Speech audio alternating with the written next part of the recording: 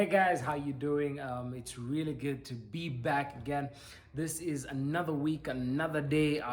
Beautiful, amazing things that I get to actually share with you guys. You guys are amazing. I hope you've actually watched the 5 weeks that I've actually been sharing some really amazing content where we actually talked about character. We actually talked about ourselves. Are we being contact? Are we people of integrity? Are we getting to understand where we're going to as we go out to be leaders? Are we go out to be an influence? There's certain aspects in our lives that we actually have to have and uphold too. So yes, with all that and all sharing all that, it's really been amazing, and I really love that, and I really appreciate each and every one of you that's been there watching it. But today I want to dive a bit, but it's almost the same thing, but dive a bit into something different that I got to learn today. I want to talk about surrender. So this for me, first of all, was the hardest and the most difficult thing to do, because I really love to hold and grip onto things that I thought I had control over too, and I wanted things to go and line themselves according to how I needed them to be. And so yeah, there was some really great breaking, and also even some lessons that I got to take out of it, to be able to understand that it's not about me. So guys, tune in, watch this.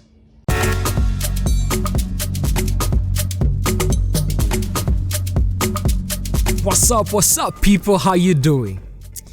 I know I'm in a decent way, and I'm trying to be serious and everything, but yes, I'm still young, fresh, ready to learn and actually even impact so many millions of people. I'd love to welcome you to this amazing channel. So yes, my name is Ishimwe Alain. One of the youth pastors at Mavuno Church, a certified coach with John Maxwell, and a business developer.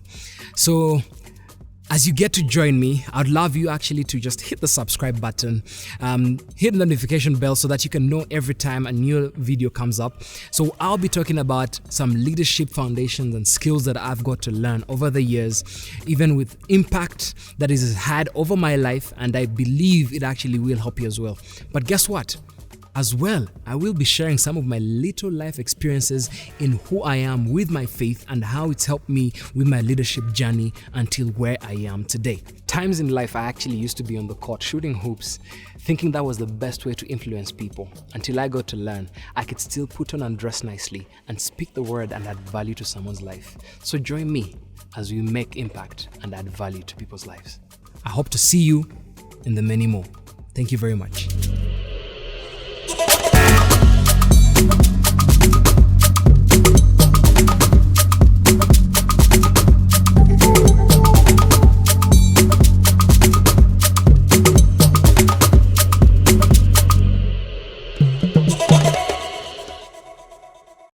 Let's dive into this. So what does it mean to live a life of surrender? First of all, I decided to actually just go within the dictionary just to find out what does it mean to actually live a life of surrender. So this is what I got. To give up completely or agree to forego, especially in favor of another. Almost like it drew me back to business, where you're actually having opportunity cost, right? So you have to look at something and you're like, I think that'll be way too high, but this can be cheaper, so I actually leave this. So I'll let this go. I'll let this be, surrender that, and I'll go for this. So yeah, but imagine this is not really just basically an opportunity cost. This is actually letting go of something so that something new can happen. But you see, this is in favor of something that is greater than who you are, greater than you and I, greater than what is around us. So what I got to understand was that I needed to let go of so many things. I was a person who loved control, who thought I had everything at my fingertips, who thought that everything that I touched, everything that I did, everything that I controlled in my life was going to go perfectly to how I expected it to be. But when you get to live with certain people and you get to meet so many other people, there's something that you get to learn from them. And that aspect of learning then became a lesson for me, because it wasn't just them speaking, but even the indirect speaking, how they acted, how they did things. changed my perspective. And then when I got to actually learn and do Mizizi, this is actually a very, very interesting program that I got to do. I can say actually not a program, let me call it an experience.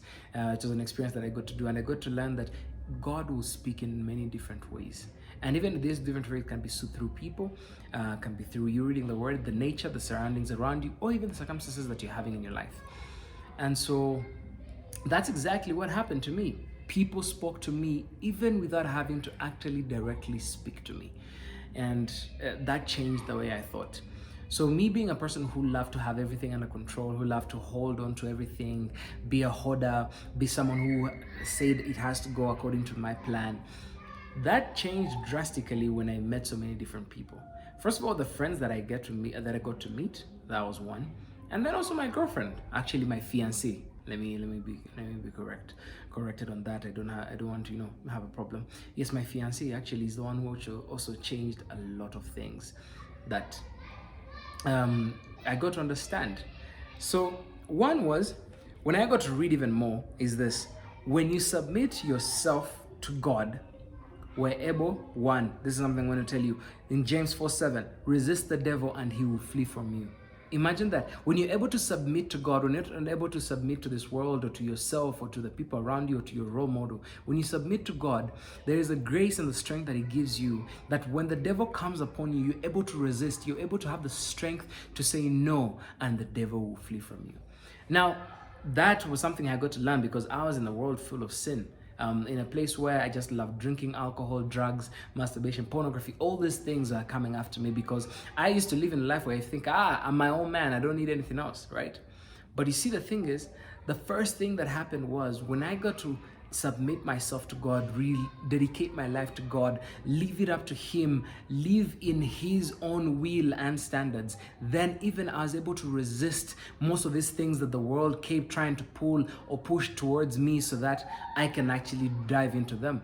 But what happened is I was able to resist, I was able to say no, I was able to push back because I knew I was living a different life. I was living according to God's standard. So meaning I was living a surrendered life, surrendered to God so he could show me how I can actually live.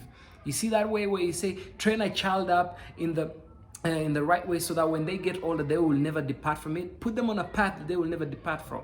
And now me surrendering to God meant that I was allowing God to put me on a path that I cannot depart from. So the world that I was in, whereby I used to love drinking, I used to love going out, I used to love the ladies, watching porn and masturbation, all these things, I had to let go of that. So meaning surrendering my life to God gave me a new life. Meaning just the same thing as we talk about in 2 Corinthians 5:17, that for a new thing to happen, something must die. So I had to die to self for something to, new to come up. The same way when you plant a seed, it must die for a new one, a new leaf, a new tree to come up. So imagine that. So I had to die to myself. I had to die to who I thought I was, to the possessions that I had, to the things that I thought I could do by my own strength, and live up to what God wanted me to be. Another thing that I actually got to learn is that one is when we live according to God's standards, we're able to not conform to the patterns of this world, but be transformed by the renewal of our minds. Now, this transformation and the renewal of our minds, meaning that we get to have a new way of thinking, a new way of doing things, a turnaround, like a 360, not 180, not 45, 360 degree turn on how you can actually work out things. What does that mean? When I thought that I could actually be able to control every percept in my life or every aspect that I wanted it to be, even control the people in my lives, it was different. Mainly meeting my fiancée right now. Like I try to make sure I put her in a box, to pattern her, to make sure she does things the way I say them, she does things the way I want them to be done. But I got to learn that that's not what's supposed to happen. I have to be able to leave someone to be free. Meaning that I have to be able to let them be who they are so that I can see the greatness out of it. It's not me controlling them to see the greatness through them. No, I just have to be able to speak the words of encouragement, have faith in them, believe in them the same way God has belief and faith in me. That I will be able to stay on his path, to do the right thing, to live a life of righteousness according to his words, to his standards. That's exactly what I had to do. It wasn't very easy because I was this person who was always like, you're not doing this, you're not doing that. Even sometimes today, it's not like as if I'm perfect and clean, like I don't do that anymore. No, it means that I'm working on it. That I surrendered that problem and I said, God, please help me work this out. Every day, it's a work in progress. Every day, it's a fight to be able to surrender, to let go, to allow Him to control me, to allow Him to be the one that leads me. And that, it's not that easy. But imagine this. Once you do that, imagine you start seeing things around you.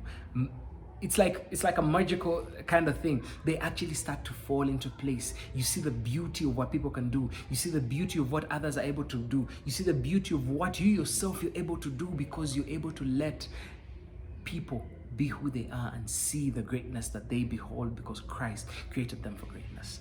That's an amazing thing, right? And then the other thing that I got to learn is that, by that, then we're able to discern and know what the will of God is for our lives, and what is good and capable and perfect, acceptable and perfect. That is something that I got to learn, to know what is good, acceptable, and perfect. Because as long as I got to know what God's will over my life, then I got to understand, where does He want me to be? I used to be a person who would be like, yeah, I want to be able to speak to many people, but I didn't understand what was that God was calling me to. My life's purpose is actually to maximize someone's greatest potential, being able to see them do what they could just maybe think of dreaming, but actually they can eventually do. I'm able to just encourage you. I'm able to guide you. I'm able to give you the leeway and the pathway, just the stepping stone for you to get to where you want to get to.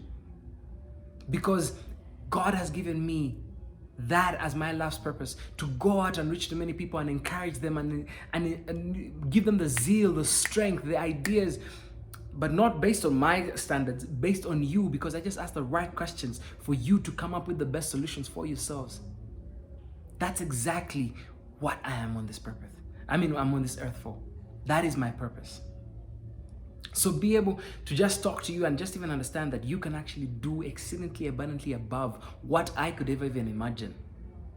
What the whole world could imagine, what you could only imagine, because God has given you the ability to do greater things than He did. Because remember, in Jeremiah 29:11, He says, for He has He has the plans for greatness. Plans for greatness, understand that. So you're not a mediocre person, you're not a mistake, you're not a problem child, you're not someone who's there who's wondering, how am I going to live up? You were expected for greatness. You were destined for greatness. Just an amazing thing. The last thing that I would like to leave with you is that you understand why you're here. When you live a life of surrender, when you leave it to God and He shows you, because remember, you then understand where you're coming from. That means you know that you're coming from God. And then where you're going, you know that you're going to return to the Father. So when you understand those two things, you know that He who lives in you is greater than He who lives in the world. So He has given you the power. So when you understand that, yes, the world does not give you power, but Christ does, or the Father gives you the power, so you understand where you're coming from and where you're going. So when you totally understand those two, that's self-discovery, then you get to understand this. Then you will understand, what are you meant to do on this earth and what can you do about it? So maybe there's something that you're wondering, what can I do? What am I meant to do? Imagine this, it's just a self-discovery point. What are you meant to do on this earth and what can you do about it? So if you really want to be able to understand this, just drop in a comment over there, or even reach out to me. Let's have a conversation. Let's talk more. Until next time, guys, you are the greatest. You are destined for greatness. So let's discover that together. See you next time. Have a lovely weekend. Bye-bye.